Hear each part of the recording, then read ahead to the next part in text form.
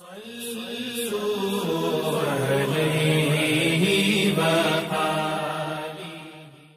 اللہ الرحمن الرحیم۔ صحیح بخاری حدیث نمبر 663۔ عبداللہ بن مالک بن بحینہ سے روایت ہے کہ نبی کریم صلی اللہ علیہ وسلم کا گزر ایک شخص پر ہوا۔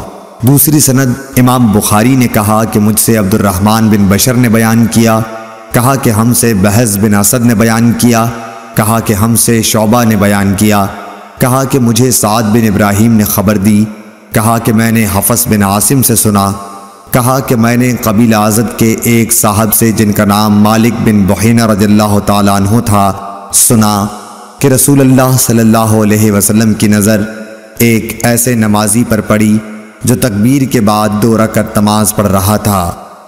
حضور صلی اللہ علیہ وسلم جب نماز سے فارغ ہو گئے تو لوگ اس شخص کے ارد گرد جمع ہو گئے، اور حضور صلی اللہ علیہ وسلم نے فرمایا، کیا صبح کی 4 رکعتیں پڑھتا ہے؟ کیا صبح کی 4 رکعتیں ہو گئیں؟ اس حدیث کی مطابقت غندر اور معاذ نے شعبہ سے کی ہے، جو مالک سے روایت کرتے ہیں۔ ابن اسحاق نے سعد سے، انہوں نے حفص سے، عبداللہ بن بحینہ سے، اور حماد نے کہا کہ ہمیں سعد نے حفص کے واسطے سے خبر دی اور وہ مالک کے واسطے سے۔